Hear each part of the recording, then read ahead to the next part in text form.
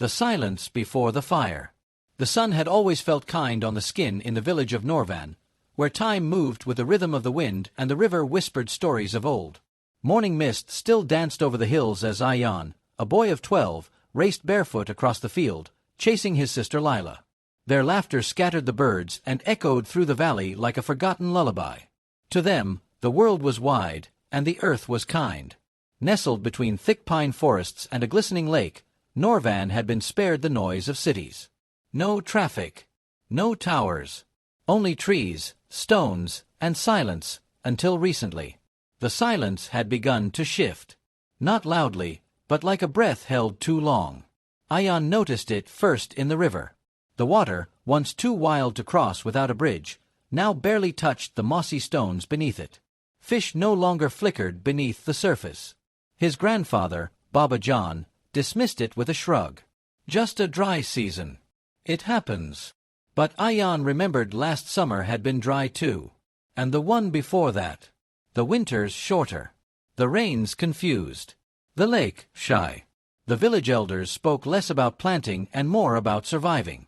Even the forest seemed restless. Birds migrated early. Insects buzzed deeper into the night. One morning, Lila pointed to the trees. "They're changing," she whispered. Leaves had begun falling in mid-spring. One afternoon, while collecting firewood, Ayaan followed a trail deeper than he'd ever gone before. The air felt different, thicker, as if the forest were sweating. Bees swarmed lazily, and the usual chill under the canopy was replaced by a slow, pressing heat. At the edge of a clearing, he found a doe lying still, steam rising from its side. No wound. No blood. Just stillness. The flies had arrived before he did. Ayaan backed away, heart hammering, feeling the woods watching him. That night, Baba John sat by the fire, holding an old weathered map of the valley. "Used to be snow this time of year," he murmured, tracing a finger along the faded mountains. "The river froze solid. Now it trickles like a wounded thing." Lila looked up. "Why is it changing?" The fire crackled. "Maybe," Baba John said, "the earth is tired." The children didn't understand what he meant. Not yet. But they felt it, in the sweat on their backs, in the dry crackle of grass, in the birds that no longer sang at dawn. The next day, smoke bloomed on the horizon. Thin at first, a gray thread rising from beyond the hills. By evening, it painted the sky with strokes of orange and ash. The adults gathered near the well, speaking in low, worried tones. Fire was not common here. Not in Norvan. Ayaan climbed the tallest tree behind his house. From there, he saw it, a long, slow-moving line of fire crawling across the distant ridge. Not wild, not explosive, just relentless. As if the earth had finally decided to exhale. He watched until the sky turned red and the air began to smell like burnt wood and something older, deeper. That night, sleep came hard. The wind carried the scent of the fire through the cracks in the windows, and even the stars seemed dimmer. Lila curled up beside him, silent. "I think the world is sick," she whispered into the darkness. Ayaan didn't answer. He just stared at the ceiling, listening to the creaking of the wood above them, as if the house itself was holding its breath. In the morning, ash floated down like snow. The heat spreads. By the third day, the fire had crossed the ridge. Flames danced on the treetops like vengeful spirits, leaping from branch to branch, devouring everything in their path. The villagers formed a human chain near the northern fields, passing buckets of water from the well, though each splash against the fire felt more like a whisper than a scream. Ayaan's arms ached. His shirt clung to him, soaked in sweat and smoke. The sky no longer had a color, just a hazy, heavy brown. The sun glared through it, pale and angry, like an eye that refused to blink. "Where's the wind?" someone shouted. But the wind had changed. It no longer cooled. It fanned the flames like breath on a dying ember, pushing them closer. Animals were the first to flee. Deer, rabbits, even snakes slithered across roads they'd never dared to cross. Some collapsed mid-run, panting in the heat. The forests once filled with their sounds now crackled with nothing but fire. In the village square, an emergency radio buzzed with static, occasionally breaking into clipped voices. Record-breaking temperatures, evacuate if possible, air quality dangerous. Suspected cause, human-related climate pressures. Baba John turned it off. This isn't just a fire, he said. It's something bigger. No one replied. But all felt it, something deeper than heat. A quiet reckoning. Water became scarce. The well, once overflowing, dropped lower each day. The lake shrank like a melting coin in the sun. Crops yellowed before they ripened, and the ground cracked beneath their feet. Chickens stopped laying eggs. The goats bleated through dry mouths. Lila fell sick first. It started with a cough, dry, persistent. Then fever. Her skin burned though her hands were cold. The local healer shook her head. "It's the air," she whispered. "Too hot, too thick. The little ones can't breathe it in." Ayaan sat by her side, holding her hand. "I'll find cooler air," he promised, though he didn't know where it existed anymore.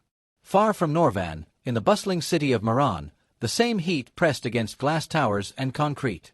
The rich sealed themselves inside air-conditioned buildings. The poor lined up for bottled water distributed by drones. Blackouts rolled in waves. Screens flashed urgent messages about rolling heat waves, power failures, and historic climate anomalies. In a street protest near Parliament Hill, young voices shouted through cloth masks. "Act now," they chanted. "This isn't normal." But most people walked past, sweating in silence, clutching their phones, waiting for rain that wouldn't come. Back in Norvan, ash began to settle like dust. The fire had moved on, but the damage lingered. Half the forest was gone. Birds never returned. Ayaan stood at the edge of the clearing where the doe had once laid, now a field of blackened stumps and scorched earth. He felt something heavy inside, grief not just for what was lost, but for what might never return. That night, the villagers gathered. Baba John spoke first. "This is no longer a season. This is the world changing." "But why?" a woman asked. "Why now?" Ayaan looked around. The answer was there, in the cracked soil, the broken trees, the smoke-clogged air. All the little changes they'd ignored, stacking like dry leaves. Maybe the earth had given warnings: melted ice, hotter summers, rising seas. Maybe they just hadn't listened. Later, alone by the lake's edge, Ayaan stared at the shrinking waterline. Frogs croaked quietly. A single dragonfly buzzed past. The air shimmered with heat even in the dark. He bent down, cupped water in his hands, and splashed it on his face. Warm. Like blood. Behind him, Lila coughed again. And the stars above. They no longer twinkled. Whispers of the past. The sky rained dust for days. It didn't fall in storms or streak the ground in rivulets. It drifted, slowly, like forgotten thoughts, gathering on rooftops, resting on lips. Norvan was quiet now. People spoke in whispers. Children no longer played in the fields. Even the wind had become hesitant, like it was afraid to carry more sorrow. Ayaan spent his afternoons in the attic, searching for anything to distract Lila, who lay curled under damp cloth, eyes half closed, her breath raspy. "Tell me a story," she whispered, voice thin. He reached for a battered wooden box tucked under an old blanket. It had belonged to his mother, a teacher who had left the village for the city and never returned. Inside, he found books, papers, faded photographs, and a metal device shaped like a pebble. Smooth, strange. A memory keeper, his mother once called it. He pressed the small button on its surface. A faint blue light flickered to life, projecting a stream of images and recordings across the ceiling beams. His mother's voice filled the room. "If you're watching this," she said, "the world may already be different." The hologram shifted. Images flashed, early factories with tall, smoke-spewing chimneys, cars crawling through smog-filled streets, oceans choked with plastic, forests disappearing in satellite time-lapse. "It began with progress," her voice continued. "Machines, energy, inventions. We thought we were building a better life. But with every advance, we took more from the earth than we gave back." Ayaan watched, transfixed. The story moved through decades, scientists sounding alarms, data rising like heat, glaciers vanishing. Politicians shook hands, made promises, then broke them. The climate grew hotter, inch by inch, degree by degree. "We called it global warming," she said. "But it was never just about warmth. It was disruption. Floods where there was drought. Fires where there was frost. Nothing stayed where it belonged. Lila stirred. Her eyes fluttered open. Ayaan lowered the device toward her, letting the cool blue glow wash over them both. "Why didn't they stop it?" she asked. He didn't have an answer. But the voice from the past did. "Because comfort was easier than change," it said. "Because truth is inconvenient. And because we thought someone else would fix it." The final projection was of a giant tree, its roots deep in the earth, its leaves blackened by soot, yet still standing. A moment of silence followed. Then the device clicked off. Ayaan sat there, surrounded by relics of warnings ignored. In that silence, he realized the fire they had faced wasn't just a natural disaster. It was history burning. That evening, he shared the memory keeper with the elders. They watched in heavy silence as the past unfolded. Some wept. Others stared at the floor. Baba John stood the entire time, his hands shaking. When the recording ended, no one spoke for a long while. Then someone whispered, "Why did no one tell us?" "They did," Ayaan said softly. "We just stopped listening." The next morning, the air was still heavy, but the villagers began clearing the ash. Not out of habit, but with a new intention, one rooted in knowing. They gathered seeds, dug irrigation lines, repaired solar panels long neglected. Ayaan planted the first sapling near the burned field. Lila watched from a chair by the door, a soft smile touching her lips. "Tell me more stories," she said. Ayaan nodded. "I will. But next time, they won't end in ash." That night, he sat alone beneath the stars, memory keeper in hand. The images replayed silently, warnings turned regrets. But beneath the weight of what was lost, a question remained. If the past had failed to change the future, could the future learn from the past? The stars offered no answer, but they shone a little brighter. Ashes or awakening? Years passed. The fields around Norvan were no longer green, but gray. Crops had failed for the last 3 harvests.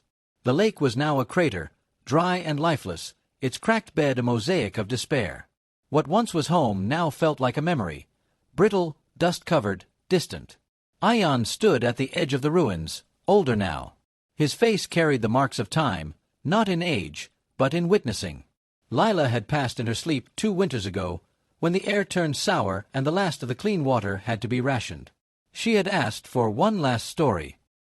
He hadn't been able to give her one. Now, only a few remained in Norvan.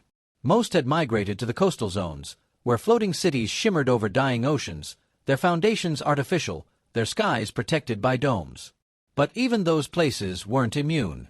Hurricanes circled like vultures, storms stronger and stranger than before. The seas had swallowed nations. Borders had blurred beneath the waves. Some tried to adapt. Others simply endured. Survival had become the new prosperity. Ayaan walked through the skeletal trees, carrying a small container, a seed vault, salvaged from a collapsed eco-center. He had heard stories, like whispers carried on solar winds, about a place where rewilding had begun. An island of green in a sea of loss. He didn't know if it was real, but he carried the seeds anyway. But there is another story. In another telling, perhaps only minutes apart from the first, a different version of the world bloomed. It began when the fires came and did not stop. The world couldn't ignore them anymore. Not when cities turned to ash. Not when rich and poor alike breathed the same burning air. In this version, Norvan's fire was one of many. But it sparked more than flames. It sparked awakening. The memory keepers were shared, not just by Ayaan, but by countless others. Across nations, generations rose, not in anger alone, but with intention. Students became engineers. Farmers turned inventors.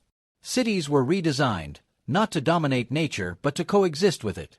Solar grids replaced smokestacks. Oceans were cleaned not by hope, but by machines born from necessity. The fossil fuel era ended, not gently, but completely. And Norvan, it became a sanctuary.